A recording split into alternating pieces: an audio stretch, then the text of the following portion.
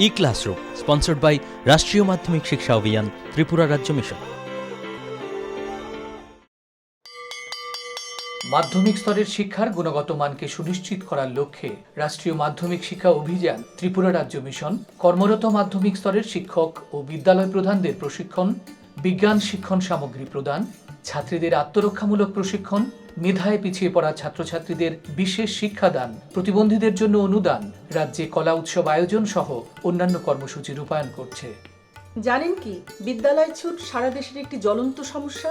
এই সমস্যা সমাধানে রাষ্ট্রীয় মাধ্যমিক শিক্ষা অভিযানের উদ্যোগে আগামী 1 জানুয়ারি থেকে সপ্তাহব্যাপী বিদ্যালয় ফিরে চলো কর্মসূচি গ্রহণ করা হয়েছে। 14 থেকে 16 বছর বয়সী সমস্ত ছেলে মেয়েদের মাধ্যমিক শিক্ষা সম্পূর্ণ করার জন্য আপনারা সবাই এগিয়ে আসুন। মাঝপথে যারা লেখাপড়া ছেড়ে দিয়েছো বন্ধুরা, তোমরা বিদ্যালয়ে আবার ফিরে এসো। রাষ্ট্রীয় মাধ্যমিক শিক্ষা অভিযান।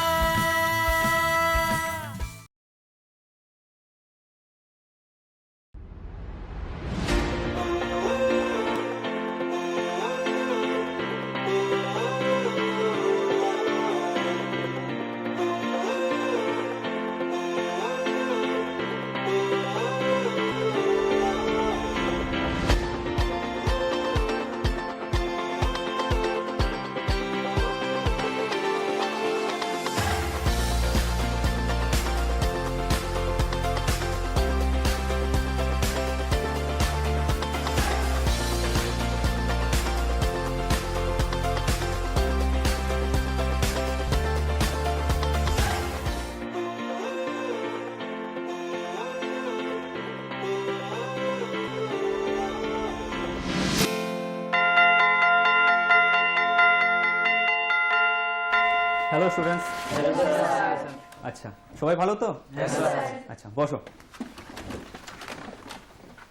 গত ক্লাসে তোমরা মহাকর্ষ চ্যাপ্টার থেকে অভিকর্ষজ ত্বরণ এবং পৃথিবী থেকে উচ্চতার সাথে গভীরতার সাথে কিভাবে পরিবর্তিত হয় সে সম্পর্কে জেনেছ, ঠিক আছে? এখন আজকে আমরা অভিকর্ষজ ত্বরণ নিয়ে আরো বিস্তৃত আলোচনা করব। তোমরা এখানে দেখতে পাচ্ছ পৃথিবী ঘুরছে। এখন তোমরা জানো যে পৃথিবী পশ্চিম থেকে পূর্ব দিকে 24 ঘন্টায় ঘুরে। পৃথিবীর এই ঘোরার গতিকে কি বলে? মৌমিতা বলো তো। আহ্নিক গতি। Very good. তাহলে আজকে বসো তুমি।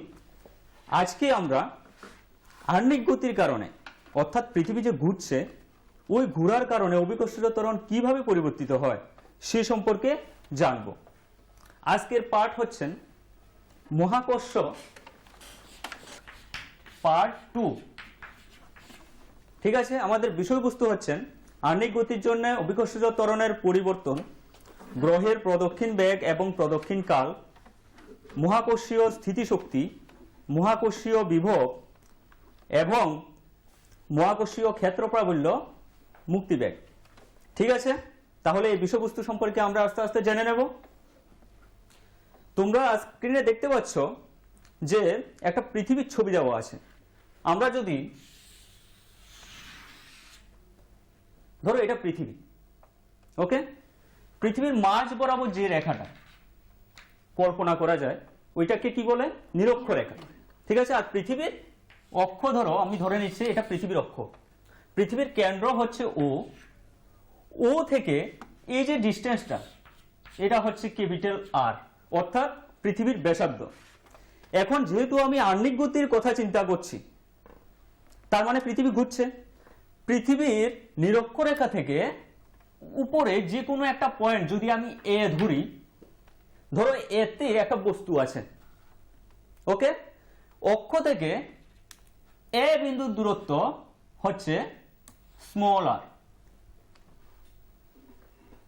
এখন এই পয়েন্টটাকে আমি বি দিলাম, এখানে বস্তুটা থাকলে ও থেকে এ যুক্ত করে দিলাম। এখন বস্তুটা যেহেতু ঘুরছে পৃথিবীর সাথে সাথে, তাহলে বস্তুটার উপরে কেন্দ্রমুখী একটা বল প্রযুক্ত হবে। সেই বলটা হচ্ছে অভিকর্ষজ বল। এখন অভিকর্ষজ বলটা কি হবে? এই দিক বরাবর কেন্দ্রমুখী বল। এফ ইকুয়াল টু আমি কি লিখতে পারি? mg। এখানে জি মানে তোমরা জেনেছো আগে অভিকর্ষজ ত্বরণ স্মল জি। স্মল জি হবে যখন আণবিক গতি থাকবে না, তখন অ্যাকচুয়াল ভ্যালু। ঠিক আছে, এখন আমি যদি এ বস্তুতে অভিকর্ষজ ত্বরণ জি ড্যাশ ধরি, তাহলে এখানে বস্তুর আপাত ওজন ধরে নিতে পারি এম জি ড্যাশ। ওকে, এবার পৃথিবী ঘুরছে, সেই জন্য পৃথিবীর উপর থাকা বস্তুটার মধ্যে কেন্দ্র বহির্মুখ একটা বল, যাকে বলা হয় অপকেন্দ্র বল, ওই বলটা কাজ করবে। ঠিক আছে, ওই বলের উপাংশটা বি সি বরাবর, যেখানে এখানে তোমরা দেখতে পাচ্ছ বি এ, এই বিন্দুটা এ, আমি এখানে একটা পয়েন্ট দিলাম সি, ই বরাবর যে উপাংশটা হবে সেটা হচ্ছে এম ওমেগা স্কয়ার আর, অর্থাৎ এম ওমেগা স্কয়ার স্মল আর। ঠিক আছে, আর ই বরাবর ও যে নিরক্ষরেখা বরাবর, ওইটা হবে M omega square capital R. এখন ও এ, এখানে একটা পয়েন্ট দিলাম আমি ডি। এখন ও ডি বরাবর যে উপাংশটা হবে, যেহেতু এই অ্যাঙ্গেলটা আমি ল্যামডা ধরলাম, এই অ্যাঙ্গেলটা আমি ল্যামডা ধরলাম, অর্থাৎ বস্তুটা আছে ল্যামডা অক্ষাংশে। ঠিক আছে, তাহলে এখানের উপাংশটা হবে ও ডি বরাবর উপাংশটা হবে এম ওমেগা স্কয়ার স্মল আর কস ল্যামডা।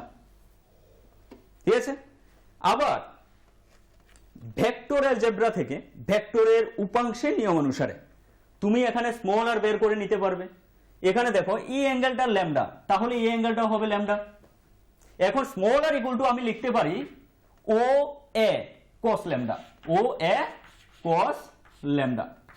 ওকে, তার মানে ও এ, দেখো ও এ হচ্ছে অ্যাকচুয়ালি পৃথিবীর ব্যাসার্ধ, তার মানে এটা আমি লিখতে পারি আর কস ল্যামডা। তাহলে আমি যদি স্মল আর এর ভ্যালু বসিয়ে দিই, তাহলে আমি কি পাবো M omega square, M omega square capital R cos square lambda. ঠিক আছে, এটা পাবো তো? ওকে, এখন আমি কি চিন্তা করতে লাগবে, এ পয়েন্টে বস্তুর আপাত ওজন কি হবে। তাহলে আমি আপাত ওজন কি ধরলাম, M G dash equal to actual acted, অর্থাৎ যে বলটা বস্তুর উপর প্রযুক্ত হবে কেন্দ্রাভিমুখী, সেটা কি হবে এম জি। আর এই এম জি থেকে উপযুক্ত যে বস্তু এখানে পৃষ্ঠে থেকে ঘুরতে লাগবে, ওই বলের যোগানটা দেবে কি হবে, ওটা এম জি থেকে মাইনাস করতে লাগবে, যে আমি অপকেন্দ্র বলের উপাংশটা পেলাম। তাহলে এক্সপ্রেশনটা আমি কি পেলাম, M G dash equal to M G minus M omega square capital R cos square lambda. এখন এম কে যদি আমি বোথ সাইড থেকে সরিয়ে ফেলি, তাহলে দেখো G dash equal to G minus M omega square, M তো কাটা যাবে, omega square R cos square lambda. Okay, after all আমরা এটা পেলাম। এখন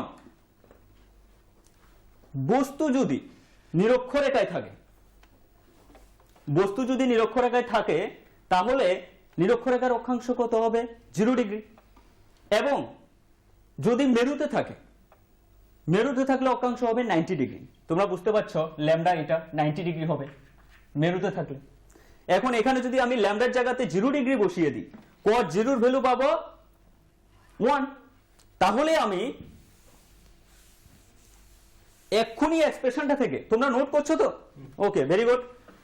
এক্ষুনি এক্সপ্রেশনটা থেকে আমি কি পাবো, G dash equal to G minus omega square capital R, কারণ cos স্কয়ার ল্যামডা 1 হয়ে যাবে, যেহেতু ল্যামডা 0 ডিগ্রি। এটা হচ্ছে নিরক্ষরেখায় আপাত ওজন, আপাত অভিকর্ষজ ত্বরণের মান, যেহেতু ওজনটা এখানে হ্রাস পাবে, তুমি দেখতে পাচ্ছ। ঠিক আছে, এখন মেরুতে থাকলে কি হবে, মেরুতে থাকলে আমরা বললাম lambda equal to 90 degree, cos 90 এর ভ্যালু হয়ে যাবে 0। তাহলে আমি মেরুতে পাবো জি ড্যাশ ইকুয়াল টু জি। তাহলে আমরা কতগুলি এক্সপ্রেশন পেলাম, এই এক্সপ্রেশন থেকে আমরা কিছু কন্ডিশন পেয়ে যাচ্ছি। তাহলে দেখো কি হচ্ছে, সুতরাং নিরক্ষরেখায় আহ্নিক গতির জন্য অভিকর্ষজ ত্বরণের মান সর্বনিম্ন হয়। বোঝা যাচ্ছে তো? এবং মেরুতে ল্যামডা ইকুয়াল টু 90 ডিগ্রি, তাই মেরুদ্বয় অভিকর্ষীয় ত্বরণের মান সর্বোচ্চ হয়। আর অন্য কোথাও ধরো এই পয়েন্টে আছে, এখানে অন্য কোনো পয়েন্ট ধরে নিলাম, সেখানে কি হবে, দুই প্রান্তিক মানের মধ্যে থাকবে ভ্যালু। এবার কি বোঝা যাচ্ছে, অভিকর্ষিত ত্বরণের মান আহ্নিক গতির জন্য পরিবর্তিত হয় এবং অক্ষাংশ যত বাড়বে বাড়তে থাকবে। বুঝতে পারছো? ওকে, ফাইন। এখন আমরা যে দ্বিতীয় বিষয়বস্তু ছিল, কি দেখছো, সূর্যকে কেন্দ্র করে বিভিন্ন কক্ষপথে বিভিন্ন গ্রহগুলি ঘুরপাক খাচ্ছে।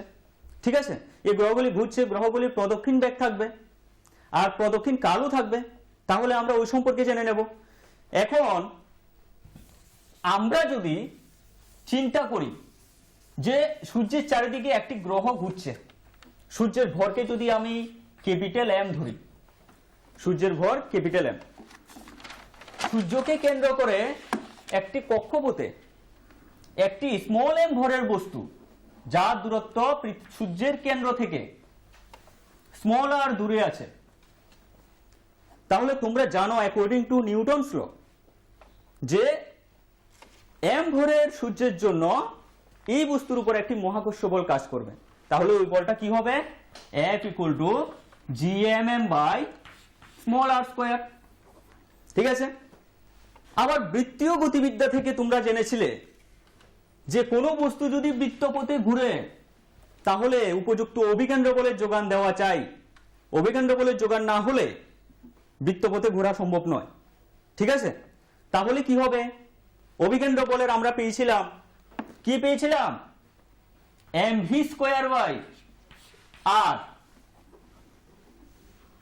তাহলে এটা কার সমান হবে, এই যে মহাকর্ষ বলটা, এই আকর্ষণ বলটা অ্যাক্টেড হবে, ওইটার সমান হবে। তাহলে কি পাবো, gmm বাই r স্কয়ার। এর থেকে আমরা v এর ভ্যালু বের করে নিতে পারবো। তাহলে দেখো আমরা এখান থেকে v এর ভ্যালু কত পাবো, সুতরাং গ্রহের প্রদক্ষিণ বেগ v ইকুয়াল টু এখান থেকে ক্যালকুলেট করলে আমরা পাবো √gm বাই r। বুঝতে পারলে? এখন gm উপরে কি আছে, gm small g equal to তোমরা জেনেছো gm বাই r স্কয়ার। এবার এই যে gm এর জায়গায় আমি কি বসাতে পারি, g r স্কয়ার। তাহলে এখানে আমি কি লিখতে পারি, √g r লিখতে পারি কিনা? তাহলে একটা নতুন এক্সপ্রেশন পেলাম। ঠিক আছে, ওকে। এখন প্রদক্ষিণ বেগের রাশিমালা আমরা পেয়ে গেছি। তাহলে প্রদক্ষিণ কালের রাশিমালাটাও বের করা যায় কিভাবে, তোমরা জানো v equal to 2 pi r by t। এখানে এই যে t, এটা হচ্ছে প্রদক্ষিণ কাল। এই টিটা যদি আমি v এর জায়গাতে যদি এই ভ্যালুটা বসিয়ে দিই তাহলে আমি t এর এক্সপ্রেশন পেয়ে যাব। তাহলে দেখো আগের এক্সপ্রেশনে আমি যদি বোথ সাইড স্কয়ার করে দিই, t square equal to 4 pi square, এখানে যেভাবে দেখতে পাচ্ছ শো করা হয়েছে 4 pi square by gm into r cube, এটা পাই। এবার t square equal to 4 pi square by gm equal to পরে যে জায়গাটা আছে e এর ভ্যালু যদি আমি কনস্ট্যান্ট ধরে নিই তাহলে আমি কি পাবো, t square proportional to r cube. Okay, Karanjit তুমি বলো তো এটা চেনাশোনা কোনো ইকুয়েশন লাগছে কিনা? স্যার এটা কেপলারের তৃতীয় সূত্র। আচ্ছা, বলতে পারবে তুমি সূত্রটা? স্যার কেপলারের তৃতীয় সূত্র, সূর্যকে প্রদক্ষিণ করে কোন গ্রহের মানে আবর্তন কালের বর্গ তাদের মধ্যবর্তী দূরত্বের ঘনফলের সমানুপাতিক। রাইট, ভেরি গুড, বসো। আচ্ছা, তাহলে আমরা t স্কয়ার পেলাম, t কিন্তু পেলাম না। তাহলে t স্কয়ার যেহেতু পেলাম, t ইকুয়াল টু আমরা বের করে নিতে পারবো তো ইজিলি। তাহলে দেখো t এর ইকুয়েশন আমরা কি পেলাম, t equal to 2 pi √r cube by gm। Note করে নিচ্ছ তো? ওকে, তাহলে আমরা প্রদক্ষিণ বেগ, কোন গ্রহের প্রদক্ষিণ বেগ এবং প্রদক্ষিণ কাল জেনে নিয়েছি। পুষ্টিকর খাদ্য এবং শিক্ষা আমাদের নিতান্ত প্রয়োজনীয় জিনিস। আপনি কি জানেন বর্তমানে ত্রিপুরায় বিদ্যালয় শিক্ষা দপ্তরের অধীনে মধ্যাহ্ন আহার প্রকল্পের উদ্যোগে সবকটি বিদ্যালয়ে সবজি বাগান গড়ে তোলা হচ্ছে। ছাত্রছাত্রীদের পুষ্টিকর খাদ্য প্রদান করার লক্ষ্যে সেই বাগানে উৎপাদিত সার এবং কীটনাশকবিহীন সবজি প্রথম থেকে অষ্টম শ্রেণীর শিক্ষার্থীদের মিড ডে মিলে ব্যবহার করা হয়।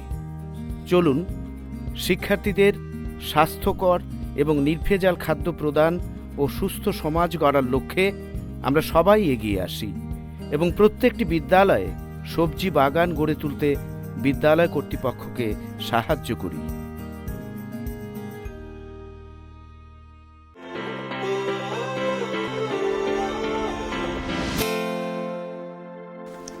এখন আমরা আরেকটা নতুন টপিক নিয়ে আলোচনা করব, মহাকর্ষীয় স্থিতিশক্তি। ঠিক আছে, মহাকর্ষীয় স্থিতিশক্তি। স্থিতিশক্তি মানে আসলে কি বুঝি আমরা?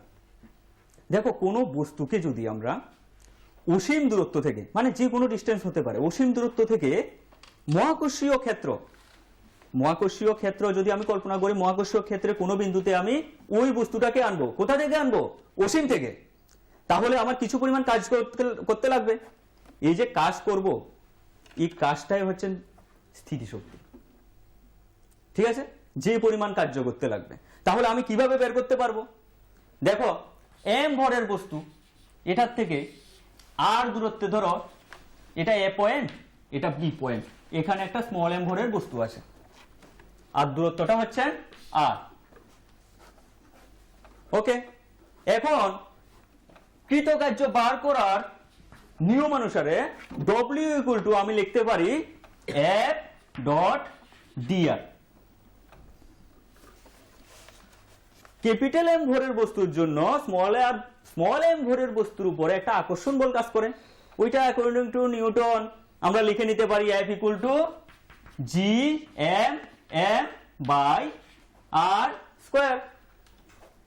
যেহেতু এফ ডট ডিআর আছে, এটাকে যদি আমি ইন্টিগ্রেশন করে দিই, কিভাবে? ইন্টিগ্রেশন ওভার কোথা থেকে কোথায় নেব? ইনফিনিটি থেকে। আমি দেখো এখানে করা আছে যে ইনফিনিটি থেকে কোথায় আনবো? আর দূরত্বের কোনো একটা বিন্দুতে আনবো এম ভরের বস্তুকে। তাহলে ইনফিনিটি থেকে আর এ নেব।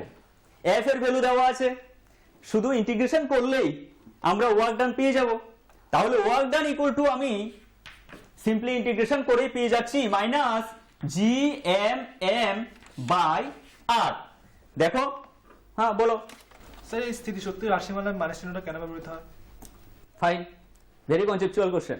বসো, দেখো এই যে ওয়ার্ক ডানটা পেলাম, এই ওয়ার্ক ডানটাই তো স্থিতিশক্তি বোঝা যাচ্ছে। তার মানে U equal to W equal to minus G M M by R. মাইনাসটা আসলো যে কোনো বস্তুর উপরে, মহাকর্ষীয় ক্ষেত্রে যে কোনো বস্তুর উপরে একটা আকর্ষণ বল কাজ করে। ঠিক আছে, এখন কোনো বস্তুকে যদি আমি মহাকর্ষীয় ক্ষেত্রের মধ্যে আনি, তার উপর তো অ্যাকচুয়ালি আকর্ষণ বল কাজই করছে একটা।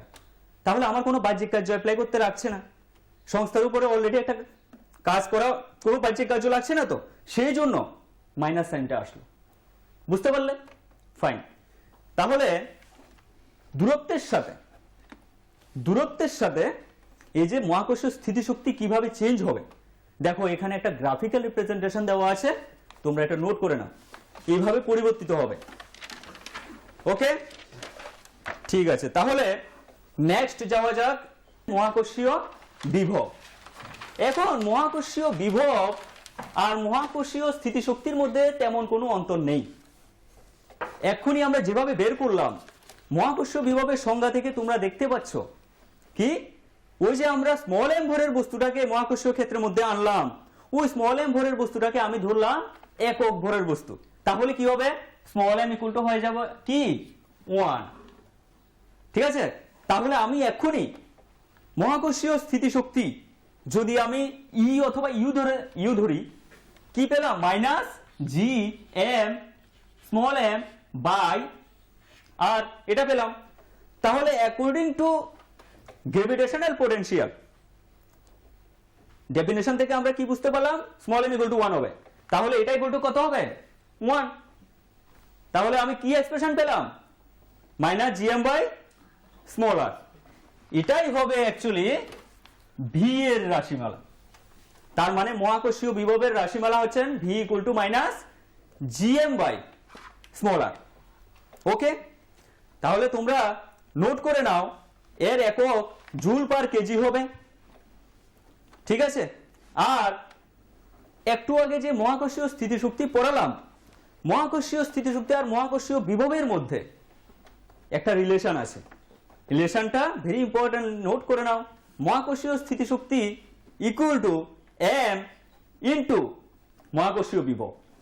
বুঝতে পারলো তো, শুধু একটা এম এর ডিফারেন্স। ওকে, তাহলে এখন আমরা এই এক্সপ্রেশনটা পেলাম এক্ষুনি। তাহলে দূরত্বের সাথে মহাকর্ষীয় বিভবের একটা গ্রাফিক্যাল রিপ্রেজেন্টেশন দেওয়া আছে, সেম টু সেম, একটু আগে যেভাবে দিলাম। ঠিক আছে, এটাও নোট করে নাও।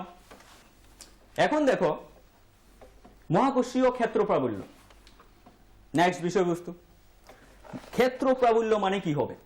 মহাকর্ষীয় ক্ষেত্রের মধ্যে যদি আমি কোনো একটা বস্তুকে আনি, তাহলে ওই বস্তুর উপরে যে এফেক্টটা পড়বে ওইটাই অ্যাকচুয়ালি মহাকর্ষীয় ক্ষেত্র প্রাবল্য। এখন কোনো একটা বস্তুকে ধরি, বস্তুটা হচ্ছে স্মল এম, এটাকে যদি আমি মহাকর্ষীয় ক্ষেত্রের মধ্যে আনি, তাহলে ধরো এই বস্তুর উপরে এফ বল প্রযুক্ত হলো। তবে মহাকর্ষীয় ক্ষেত্র প্রাবল্যের সংজ্ঞা অনুযায়ী ই ইকুয়াল টু, ই মানে মহাকর্ষীয় ক্ষেত্র প্রাবল্য, লিখতে পারবো capital F by small M. Okay, তাহলে তুমি বুঝতে পারছো মহাকর্ষীয় ক্ষেত্র প্রাবল্যের একক এখান থেকে তুমি জেনে নিতে পারো। এফ মানে হচ্ছে নিউটন, এম মানে হচ্ছে কেজি, তার মানে নিউটন পার কেজি। ঠিক আছে, এবার এফ মানে আমি অলরেডি জানি কি পরিমাণ বল পড়বে, কি হবে জিএমএম বাই আর স্কোয়ার, তাই তো? GMM by R square into কি হবে 1 বাই এম, এম এম কাটা যাবে, তাহলে আমি পাচ্ছি E equal to GM by R square. বুঝতে পারলে? Okay, fine. তাহলে আমরা অনেকগুলো বিষয়বস্তু সম্পর্কে জেনে নিলাম। এখন next topic, what is escape velocity, most important topic এই যে আমাদের মহাকর্ষ চ্যাপ্টারের মধ্যে। এখন রকেট লঞ্চিং এর মাধ্যমে আমরা একটু জেনে নিই। দেখো এখানে একটা অ্যানিমেশন দেওয়া আছে, কি দেখাচ্ছে? প্রত্যেকটা গ্রহ থেকে রকেটকে লঞ্চ করা হচ্ছে। দেখো জুপিটারে ফ্র্যাকশন অফ সেকেন্ডে কিন্তু রকেটটা উড়ে যাচ্ছে। তাহলে জুপিটারে এই যে এস্কেপ ভেলোসিটি, এটার ভ্যালু খুব বেশি কিন্তু। এবার পৃথিবীতে তোমরা দেখতে পাচ্ছ এস্কেপ ভেলোসিটির মান কত? 25,031 মাইল পার আওয়ার লেখা আছে, কিন্তু এটাকে যদি আমি কিলোমিটারে লিখি তাহলে এস্কেপ ভেলোসিটির মানটা আমি পাই 11.2 কিলোমিটার পার সেকেন্ড। ঠিক আছে, তাহলে আমরা বের করব কিভাবে পাবো মানটা। ওকে, এখন এখানে এস্কেপ ভেলোসিটির উপরে কোন কোন ফ্যাক্টর কাজ করে ওইটা দেখানো হয়েছে। ওকে, কিভাবে এস্কেপ ভেলোসিটির মান আমরা বের করতে পারবো এটা দেখো। মুক্তিবেগ, মুক্তিবেগের মান বের করার জন্য আমরা অলরেডি একটু আগে মহাকর্ষীয় স্থিতিশক্তির রাশিমালা বের করলাম। কি পেলাম?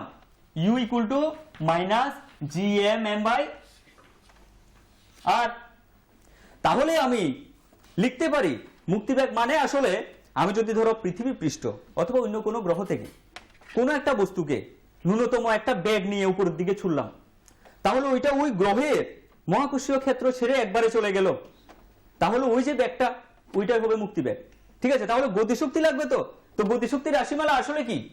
Half M V square. যেহেতু এস্কেপ ভেলোসিটি সেই জন্য ভি কে আমি ভিই দিলাম। তাহলে half M V square equal to আমি লিখতে পারি ম্যাগনিটিউড অফ পোটেনশিয়াল এনার্জি, যেটা পেলাম আমি গ্র্যাভিটেশনাল পোটেনশিয়াল এনার্জি। তাহলে এইভাবে লিখলে দেখো আমি কি লিখতে পারি? Half M V square equal to GMM by R. এটা থেকে আমি ভি রাশিমালা পেয়ে গেলাম। তাহলে দেখো আমি ভি ইকুয়াল টু কি পেলাম? √2gm বাই আর। এলো তো? ক্যালকুলেশন করে ঠিকভাবে করবে। ঠিক আছে, তো এখন সেম এজ বিফোর আমি small G equal to GM by R square, এটা আমি জানি।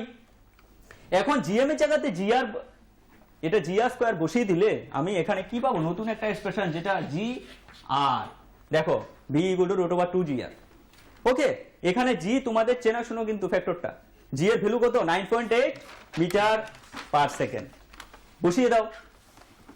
আর পৃথিবীর ব্যাসার্ধ 6400 কিলোমিটার, যদি আমি মিটারে নিই কি হবে, 6.4 × 10⁶, কি হবে 6.4 × 10⁶ মিটার, আর ইকুয়াল টু, তাহলে তুমি যেহেতু এটা মিটার পার সেকেন্ড স্কোয়ারে লিখলে এটাও মিটারে লিখে নাও, তাহলে তুমি ক্যালকুলেট করে পাবে 11.2, যেটা 11.2 কিলোমিটার পার সেকেন্ড।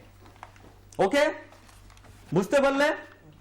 আচ্ছা, অনেকগুলো টপিক নিয়ে আলোচনা হলো, এখন আমরা কিছু নিউমেরিক্যাল করি, ঠিক আছে? দেখো প্রথম কোশ্চেনটা দেখো, কোনো কারণে সূর্য থেকে পৃথিবীর গড় দূরত্ব কমে গেলে বছরের দীর্ঘতা বাড়বে নাকি কমবে? আলোচনার মধ্যেই আছে কোশ্চেনটা। অভিজিৎ বলো তো কোশ্চেনটার অ্যান্সার কি হতে পারে? স্যার কেপলারের তৃতীয় সূত্র অনুসারে এটি কমবে। Fine, T square proportional to R cube, সেই অনুসারে দূরত্ব কমে গেলে দীর্ঘতাও কমবে। ফাইন, ভেরি গুড, বসো। এবার সেকেন্ড কোশ্চেনে আসা যাক, নোট করো। সেকেন্ড কোশ্চেন কি বললো, কোন কারণে সূর্য থেকে পৃথিবীর গড় দূরত্ব বর্তমান দূরত্বের অর্ধেক হয়ে গেলে কত দিনে বছর হবে? তাহলে এটাও কেপলারের সূত্র অনুসারে হবে, T square proportional to R cube. এখন দেখো, অ্যাকর্ডিং টু কোশ্চেন, প্রথমে পর্যায়কাল যে প্রদক্ষিণকাল টি, এরপরে দ্বিতীয় ক্ষেত্রে যদি আমি ধরি T1। ওকে, এখন প্রথমে দূরত্ব স্মল আর, এরপরে দূরত্ব হচ্ছে r/2, এক্ষেত্রে T1 ধরলাম, এটাও r1 ধরলাম। ওকে, এখন তুমি কেপলারের সূত্র থেকে T1 square by T square equal to r1 cube by r cube. এখন তুমি এখান থেকে T1 বের করতে লাগবে। T1 ইকুয়াল টু, তুমি কি লিখতে পারো, T1 স্কয়ার লিখো, T1 square equal to T square r1 cube by r cube. এখন এখানে T হবে, পৃথিবী কত দিনে এক বছর হয়, 365 দিনে, এখানে T হবে 365, ঠিক আছে, 365 ইন্টু r1 বাই r, তো r1 এর ভ্যালু কি লিখলাম, r/2, তাহলে কাটাকাটি করলে ওইখানে কি পাবে, হাফ পাবে, তো কিউব আছে তো। ওকে, ক্যালকুলেশন করলে তুমি ভ্যালু পাবে 129 ডেজ, ঠিক আছে? বুঝতে পারলে? থার্ড কোশ্চেনে আসা যাক। ভূপৃষ্ঠের কাছাকাছি বৃত্তাকার পথে পরিভ্রমণরত কোনো উপগ্রহকে অতিরিক্ত কত বেগ দিলে সেটি পৃথিবীর আকর্ষণ ছাড়িয়ে চলে যাবে? দেখো, এর ভেরি ইজি কোশ্চেন, হোমওয়ার্ক থাকবে, বাড়িতে করে নেবে ঠিকভাবে, আরো এক্সট্রা হোমওয়ার্কও আমি দিয়ে দিব এক্ষুনি। এটা করবে, প্রথমে প্রদক্ষিণ বেগ আমি একটু আগে পেলাম v equal to root over 2GR, পেলাম তো, এটা মুক্তি বেগ পেলাম v equal to root over 2GR। তো অতিরিক্ত কি বেগ দেব, v ড্যাশ যদি অতিরিক্ত বেগ হয় তাহলে v ড্যাশ ইকুয়াল টু হবে ve মাইনাস v, তাহলে এটা মাইনাস এটা করে, তো তুমি তো এখানে সবকিছু, কারণ এখানে দেখো v ইকুয়াল টু যেটা লিখলাম স্মল আর ইকুয়াল টু লিখতে পারো, যেহেতু পৃথিবীর ব্যাসার্ধ তাহলে এখানে ক্যাপিটাল আর দিয়ে দিতে পারো, পৃথিবীর থেকে ছাড়িয়ে যাবে তো, তাহলে এটাও কি হবে, ক্যাপিটাল আর দিলে তোমাদের সুবিধা হবে। কারণ কোশ্চেনে দেখো পৃথিবীর ব্যাসার্ধ ধরে পৃথিবীর ব্যাসার্ধ দিয়ে দিল, ঠিক আছে? তো এখান থেকে তুমি ভি ড্যাশের ভ্যালু বের করলে তুমি দেখবে 3.25 কিলোমিটার পার সেকেন্ড পাও কিনা, অবশ্যই পাবে, ঠিক আছে? নেক্সট কিছু হোমওয়ার্ক তোমরা নোট করে নাও পরপর। ভূমি থেকে 1500 কিলোমিটার উপরে অবস্থিত একটি উল্কাপিণ্ড এর মুক্তিবেগ কত হবে? First question. সেকেন্ড কোশ্চেন, ভূমি থেকে একটি বস্তুকে মুক্তিবেগের 1/√2 গুণ বেগে খাড়া উপরের দিকে ছোড়া হলে বস্তুটি সর্বোচ্চ কত উচ্চতা পর্যন্ত উঠবে? পৃথিবীর রেডিয়াস পর্যন্ত উঠবে, এর বেশি উঠতে পারবে না, ক্যাপিটাল আর হবে অ্যান্সার। ঠিক আছে। আর থার্ড কোশ্চেন, একটা শো দ্যাট দিয়ে কোশ্চেন, মুক্তি ব্যাগ ইকুয়াল টু √2 ইন্টু প্রদক্ষিণ ব্যাগ। ওকে, নোট করে নিলে? Fine, very good. তাহলে আজকে এই পর্যন্তই আলোচনা। তোমরা বাড়িতে ভালো করে পড়ে নেবে আর ক্যালকুলেশন বেশি করে করবে। ঠিক আছে? ওকে, থ্যাংক ইউ স্যার।